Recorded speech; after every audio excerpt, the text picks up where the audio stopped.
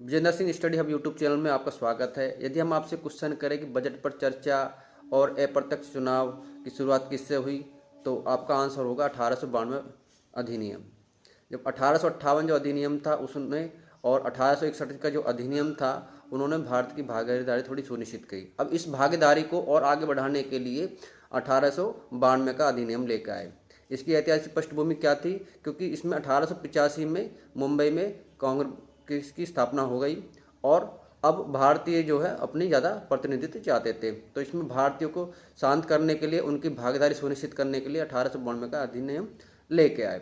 इसके द्वारा जो गवर्नर जनरल था, जो वायसराय था, उन्होंने पहले जो 6 से 12 जो प्रतिनिधित्व होता था, अब उसको 12 से 16 वो कर सकते थे।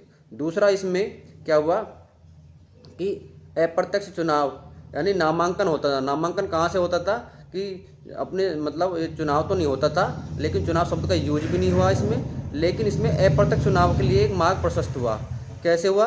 जो नगर बोर्ड है, जो नगर पालिका है, जो जिला बोर्ड है, जो विश्वविद्यालय है, जो वाणिज्य संघ है, वो अपने क्या है नॉमिनेट करते थे कि आप भाई इनमें से चुन लीजिए।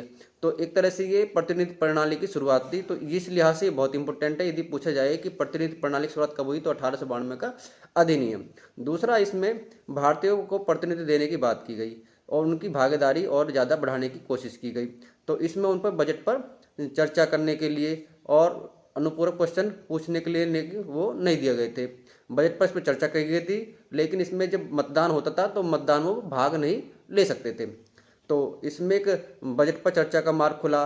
दूसरा इसमें क्या हुआ है कि प्रश्न पूछने का इसमें एक सिद्धांत हुआ कि आप प्रश्न पूछ सकते हैं, लेकिन अनुपूरक क्वेश्चन नहीं पूछ सकते। वो पहले से ही क्वेश्चन आपको तय कर दी जाएंगे, आपको कौन कौन से क्वेश्चन पूछने हैं। और इसमें थोड़ा कार्यपालिका पर पूर्णतः नियंत्रण नहीं था, क्योंकि अभी शक्तियाँ जो थी वो गवर्नर और गवर्नर जनरल के पास होती थी। और बंगाल, मद्रास, बम्बई और आपका ये सब बंगाल की क्या है विधान जो परिषद है, उनकी सदस्यों की संख्या बढ़ाई गई। केंद्रीय जो कार्यपालिका है उसमें भी सदस्य संख्या बढ़ाई गई। तो एक तरह से इसने 1909 अधिनियम में मिंटो मार्ले सुधार का जो नियम के लिए आगे के लिए मार्ग प्रशस्त किया।